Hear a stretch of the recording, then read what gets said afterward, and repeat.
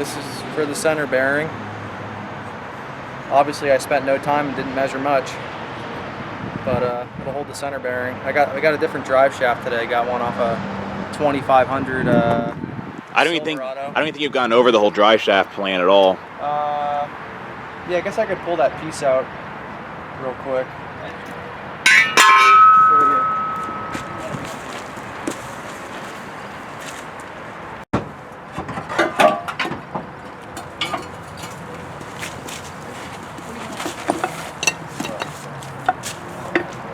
This is a front section out of like a two-wheel drive Chevy pickup, like a 2500, 3500. It's the front section. I guess they made a couple different front sections, like a longer and a shorter. This is the longer one, I think. They have an even really long one too. Like we have one over there, but that's got 1410 joints, and I didn't want to deal with that because I need a conversion joint in the back.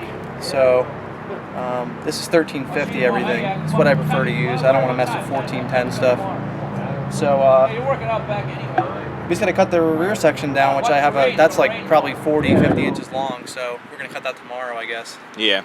And but at least we have the center bearing in, this whole thing mounted, and now we can measure the rear. So we only have to make one drive shaft cut then. So at least this piece is factory. This is the other piece we're gonna cut down. This part is this is gonna stay on, and we'll just cut it, wherever we figure today. We'll shave this weld off very lightly, and then cut a score in it once we can see where the seam is, and tap that piece out and reuse it. I have a conversion joint for the end, because this is 1350, and the 8.5 rear we put in out of the wagon is a 1344 with interclips. So I have a 1350 to 1344 conversion U-joint already for the back. So we're pretty much good. I'm actually glad I went this route. I mean, I had that other drive shaft, but that's 1410, and I couldn't get a conversion joint for the back, 1344, and both pieces were way too long. We had to cut both. At least now we're only cutting one, so less problems on our end. I'm surprised it's not dented though. It's gonna be a lot shorter. But yeah, this is gonna be like way short. I mean, it'll be okay. It's just the rear is way shorter than I thought, because this piece adds some length. You know what I mean? So Now, what was the reason you were going with the two-piece again? Well, the rear is offset slightly, like quite a bit. The trans is offset, which is fine, but it goes through like a little trans tunnel on this car. Like the frame crosses, and there's like a tube in it that's like, I don't know, 8-10 inches long, and it's about that big. And it's the drive shaft has to run through there, and it would never been square to begin with. Plus, this trans is even shorter than the original one. The original Borg Warner automatic had a long ass tail. This doesn't.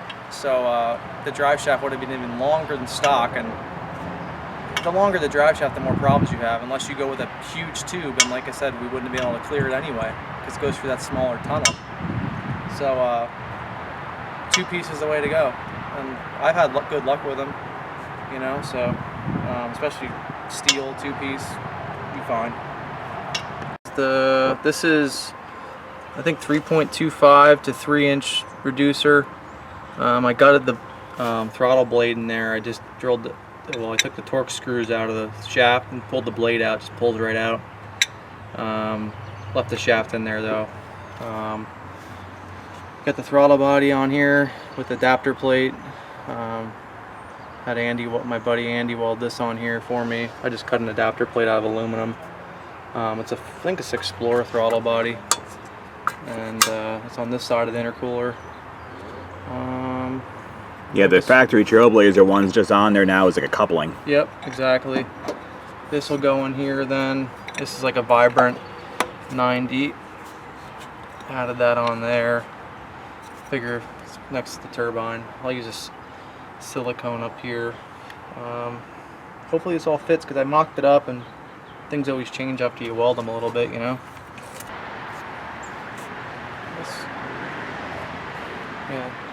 like that fits really nice. I just gotta have him weld. I'll weld another 1.5 inches onto that like I did. I'll just have to cut a piece off, a lipped piece. Yeah, the one elbow is a little short for the preferred setup. that was engineered. Yeah, here's now the new location of the throttle bodies right after the turbo before the intercooler. So all this is going to be like intake basically. It was a lot easier than trying to run anything onto that intercooler to where the throttle body would have been. This is a threaded rod coupling, metric 8 by 1.25 thread pitch, so I'll put that on there. This is some, what was this bracket from? It was like S10 Blazer. I think the cable was from that too. Yeah, alright. So I figured once this is a Ford throttle body, but this piece does fit in here. I had it on the other day.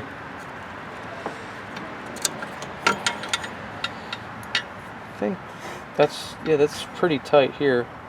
So, I mean, I was just going to use some, I mean, I could, this is going to be too, it'll be too, actually, wait a minute. Yeah. I guess I'll just double this up or weld that to there.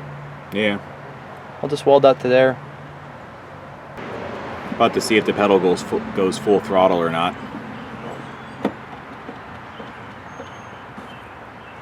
Probably not. Hold it there. Oh no, it is. It's full throttle. Really? Yep. Dead on. Here, pull to the floor again. Yeah, I can't move it anymore. Wow, it's actually pretty good. I guess it is right then.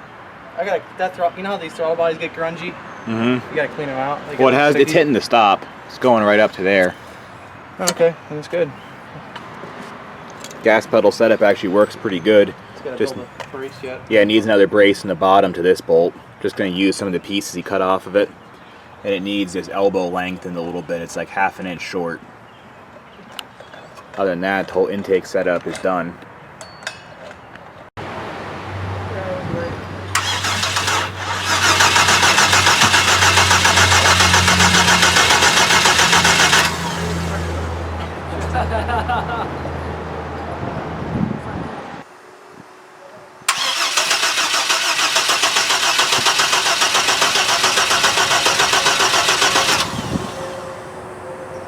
Popped out the exhaust.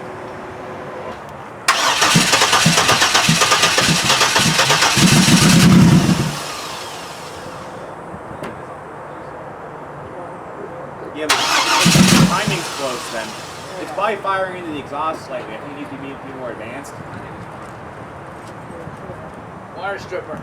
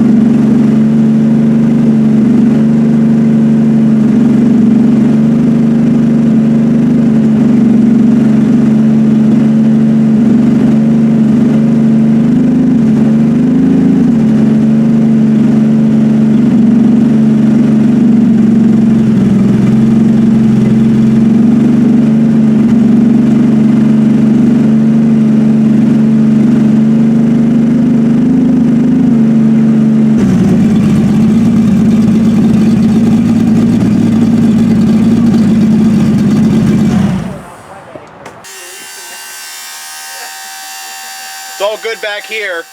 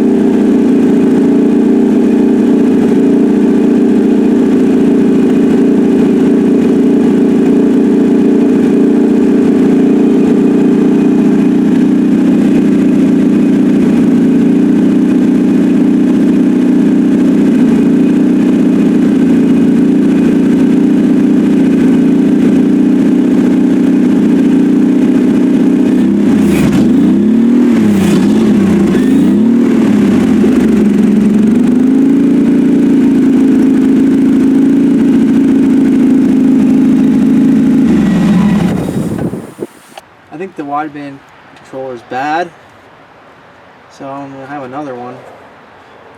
Andy got a bad one too, so I think there's just some bad Chinese solder joints in these or something. It's a brand new AEM wideband. Yeah, and it's fused with the wrong size fuse, of course, so it shouldn't blow. These don't draw, shit. When we had it yesterday, it was just staying at the same air fuel the whole time it ran, even when he added or removed fuel from it. But yeah, I mean, that's usually a sign of a sensor being bad, but the sensor didn't get wet. I mean, not the actual sensor part. So luckily I had this in my other car, I grabbed it out. And, Yeah, they're both the same. Yep, yeah. So I'll just plug this in here. We have to put a battery charger on there or something then. We decided to fix the fuel leak from yesterday too. There you go.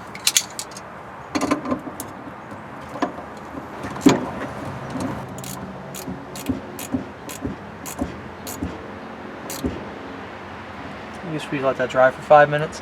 Yeah. Alright, and then, oh yeah, I'll do this right now. This is JB welded right here. So this might be a small. Oh, it's nice we have another 1/8 inch plug we can thread in there then, Yep. I'm just gonna drill it here now. Or like here. I messed that up. It's my own fault. It's like spraying out the filler neck. You think you can drill it on an angle maybe? Oh, it came right apart. Sweet. I thought it was gonna actually be a pain. I'll throw that other plug in there now. This other one I got. Good thing this Chinese turbo feed kit came with all these extra plugs, I don't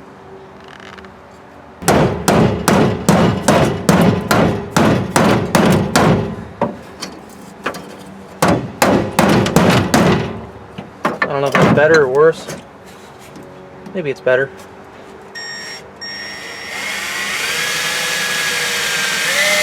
Gas tank will probably leak now.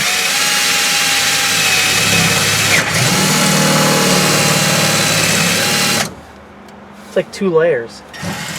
What the shit? Flashlight or something. I think there's another layer there. Yeah, well, keep drilling, right?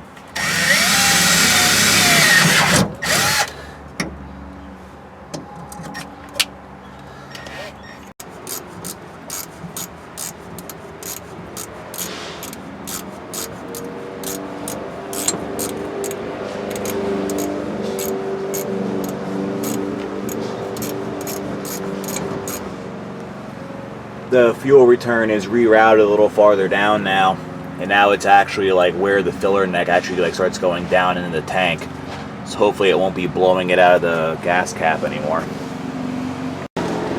The other problem we had yesterday was we kept losing this accessory wire We weren't sure if it was the relay like crapping out or a loose wire or what, but one of the actual factory wires on the car that Corey took accessory power off of somehow stopped working in the middle of it. So we're going to try one of these other extra wires here that went to the old ignition. Just touch that on the Hopefully battery. one of them will work. I want to see if my ground's good. Okay, my ground's good. Battery voltage is shit, but that's fine. Yep, that one's got, well, 11-ish. All right, 11-ish. All right, now I guess I'll just have to see which one is going to be while I crank in the key. Yeah. Corey found a new wire and patched it up here.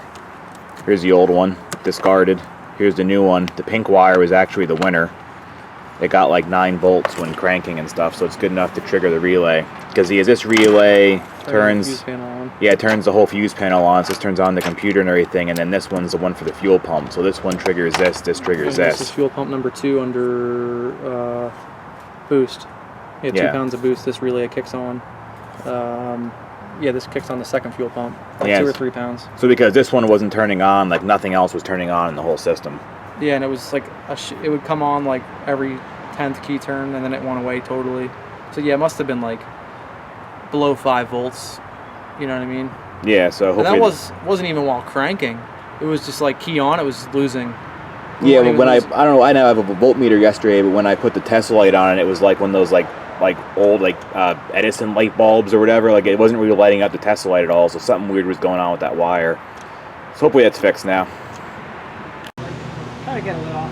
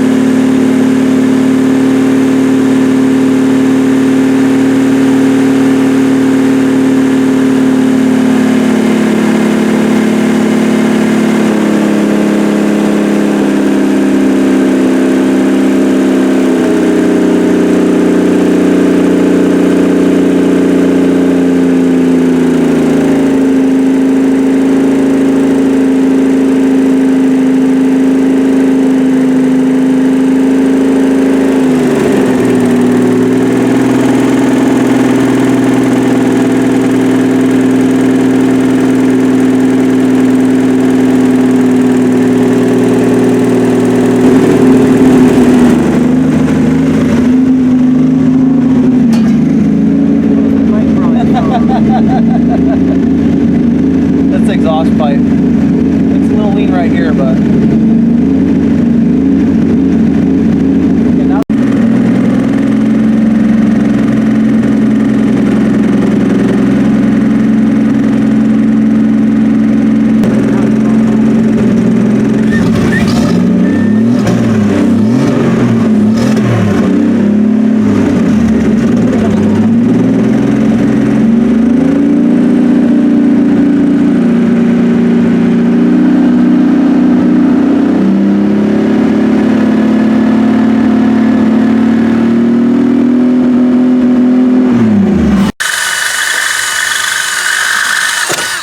That's probably perfect. battery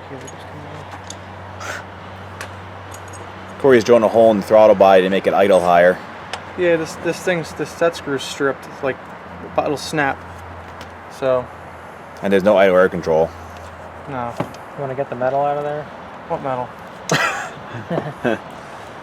Oh well. Oh well, I don't care about that metal. Yeah.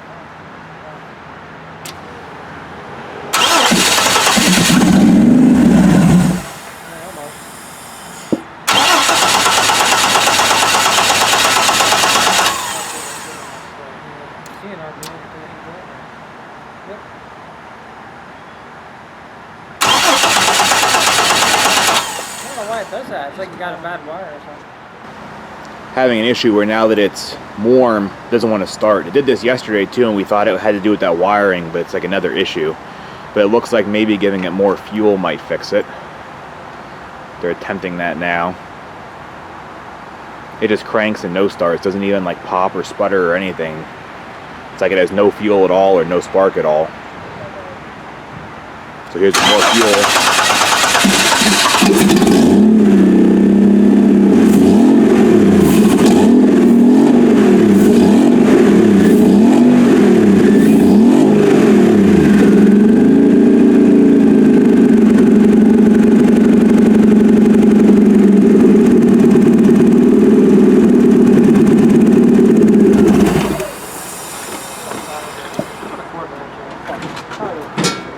Guess that was it. But I think it doesn't work. It pisses me off. About to verify timing in the ECU to make sure it's close. Now that it's running. So we just jammed a wire on that coil again. What's that light set at? A little under 20. It's out of the 10? Now it's 10. It should shoot at 0.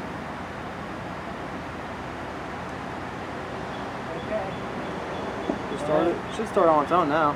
Should.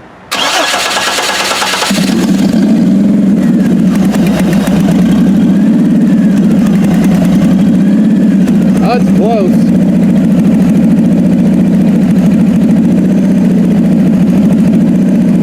It's a little advanced, I think. It's a little off to the short moving and it's like not close.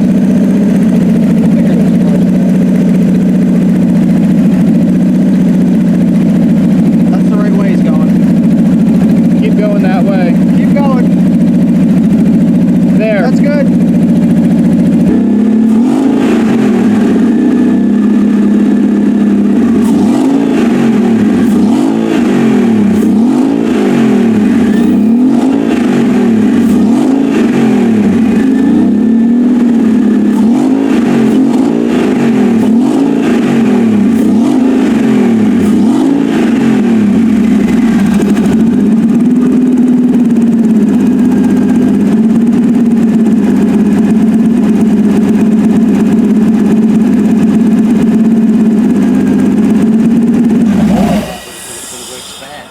What's that?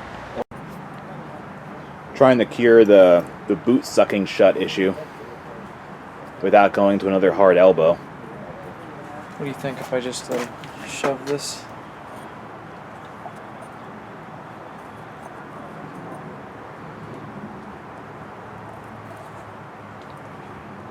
We didn't really think about that, but technically this boot's like part of the intake plenum now. So it sucks shut because it's getting the full manifold vacuum.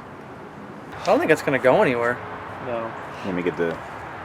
It can't really go. It can't really go down. Fit through here. It can't because no matter which way it's round. That's why sewer covers are round because you can't drop them in like.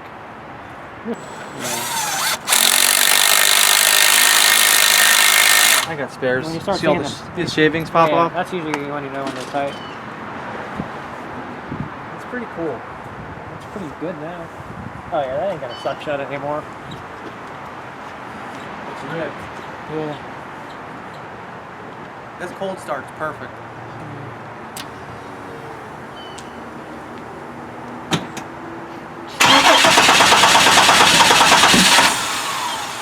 Who tuned this?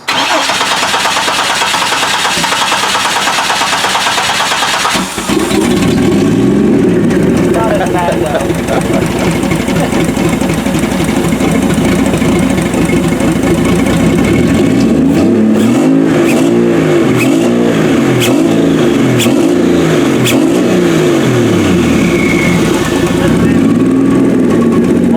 It's kind of successful. That's fine.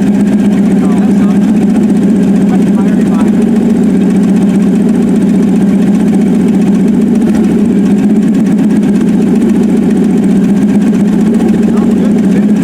I guess these front caliper bleeders snapped off, so we're still getting shitty brake pressure when the car's running.